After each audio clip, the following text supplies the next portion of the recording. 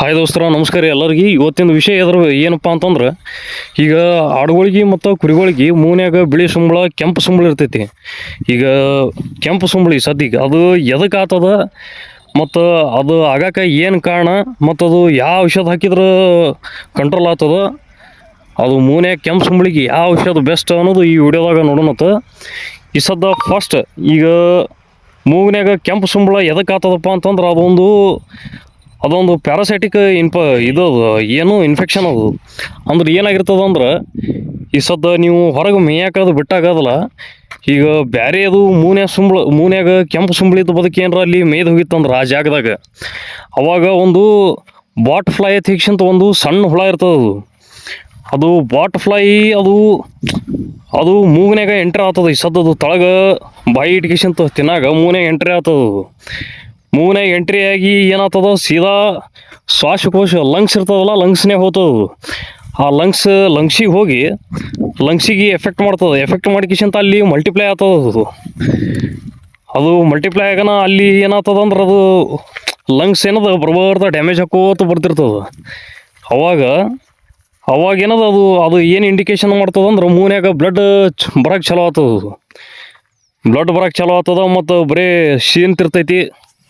ಅದು bot fly ಹೋಗಿ infection ಆದಾಗ ಏನದ ಸೀನುದು ಜಾಸ್ತಿ ಇರ್ತದೆ. ಸೀನುದು ಮೂನ್ಯಾಗ ಸುಂಬಳ ಜಾಸ್ತಿ ಇರ್ತದೆ. ಟಸ್ ಮಾಡ್ತಿರ್ತಾವೆ ಒಟ್ಟು. ಅದಕ್ಕೆ ಇದಾದಾಗ ಮೂನ್ಯಾಗ ಕೆಂಪು ಸುಂಬಳ ಬಂದಾಗ ಯಾವ ಔಷಧ ಹಾಕ್ಬೇಕಪ್ಪ ಅಂತಂದ್ರೆ, ಇನ್ಕ್ಲೋಸ್ ಅಂತ ಹೇಳಿಕ್ಕಿಂತ ಬರ್ತದೆ. ಐರ್ಮೆಕ್ಟಿನ ಮತ್ತು ಟ್ರೈಕಾಲ್ಬೆಂಡಿನ್, ಇದು ಐರ್ಮೆಕ್ಟಿನ ಮತ್ತು ಕ್ಲೋಸಂಟಾಲ್ ಎರಡೂ ಇರ್ತೈತಿ. ಅದು ಕ್ಲೋಸಂಟಾಲ್ ಮತ್ತು ಐರ್ಮೆಕ್ಟಿನ್ ಏನು ಹೆಲ್ಪ್ ಮಾಡ್ತದಪ್ಪ ಅಂತಂದ್ರೆ, ಇದು ಲಂಗ್ಸ್, ಈಗ ರೆಸ್ಪಿರೇಟರಿ ವರ್ಮ್ಸ್ ಏನು ಇರ್ತಾವೆ, ಈಗ ಬಾಟ್ ಫ್ಲೈ ಅಲ್ಲಿ ಬೇರೆ ಒಟ್ಟು ಪ್ಯಾರಾಸೈಟಿಕ್ ವರ್ಮ್ಸ್ ಏನು ಇರ್ತಾವೆ, ಸಣ್ಣ ವರ್ಮ್ಸ್, ಅವು ಲಂಗ್ ವರ್ಮ್ ಏನದು ಎಲ್ಲ ಇದಾಗ್ತದೆ ಅಂದ್ರೆ ಡಿವರ್ಮ್ ಮಾಡಿಬಿಡ್ತದೆ. ಲಂಗ್ಸ್ನಾಗ ಎಷ್ಟು ಥರ ವರ್ಮ್ಸ್ ಇರ್ತಾವಲ್ಲ, ಈಗ ಹೊರಗೆ ಮೇಯಕ್ಕೆ ಬಿಟ್ಟಾಗ ಏನದು ವರ್ಮ್ಸ್ ಎಂಟ್ರಿ ಆಗಿರ್ತಾವಲ್ಲ, ಅವು ಎಲ್ಲ ಕಿಲ್ಲಾತಾವೆ. ಅವಾಗ ಏನದು ಇದು ಮೂನ್ಯಾಗ ಸುಂಬಳ ಏನದು ಕೆಂಪು ರಗು ಸುಂಬಳ ಬರೋದು ಏನದು ಕಂಟ್ರೋಲ್ ಆಗ್ತದೆ.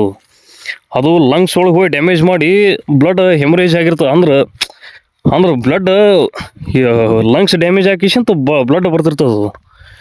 ಅದು ಇನ್ಕ್ಲೋಸ್ ಹಾಕಿದ್ರೆ ಏನದ ಕಂಟ್ರೋಲ್ ಆಗ್ತದೆ. ಮತ್ತು ಅದು ಕೆಂಪು ಸುಂಬಳ ಬಂದು ಬದುಕಿಗೆ ಏನದ ಒಂದು ಪೆನ್ಸಿಲಿನ ಇಂಜೆಕ್ಷನ್ ಇಲ್ಲ ಆ್ಯಂಟಿಬಯೋಟಿಕ್, ರೆಸ್ಪಿರೇಟರಿ ಆ್ಯಂಟಿಬಯೋಟಿಕ್ ಏನು ಇರ್ತಾವೆ, ಸಿಪ್ಟ್ರಾಕ್ಸಮ್ ಸಾಲ್ಬಿಕ್ಟಮ್ ಅವು ಇಂಜೆಕ್ಷನ್ ಮಾಡಿದ್ರೆ ಕಂಟ್ರೋಲ್ ಆಗ್ತದೆ ಬಂದು ಬದುಕಿಗೆ. ಮತ್ತು ಇದು ಇನ್ಕ್ಲೋಸ್ ಹಾಕೋದು ಹೆಂಗಪ್ಪ ಅಂತಂದ್ರೆ, ಈಗ ದೊಡ್ಡ ಆಡ ಮತ್ತು ಕುರಿಗಳಿಗೆ 10 ml ಹಾಕೋಬೇಕು. ಸಣ್ಣ ಮರಿಗಳಿದ್ದು ಅಂದ್ರೆ 5 ml ಹಾಕೋಬೇಕು. ಎದ್ದೇಳನ ಖಾಲಿ ಹೊಟ್ಟೆಲೆ. ಇದು ವರ್ಷಕ್ಕೆ ಒಂದು ಸರಿಯಾರ ಹಾಕೊಳ್ಳೇಬೇಕು, ಮಿನಿಮಮ್ ಅಟ್ಲೀಸ್ಟ್ ಒಂದು ಸರಿಯಾರ. ಅಂದ್ರೆ ರೆಸ್ಪಿರೇಟರಿ ವರ್ಮ್ಸ್ ಏನಿದ್ರು ಕಡಿಯಾಕತ್ತಾವ ಒಟ್ಟು.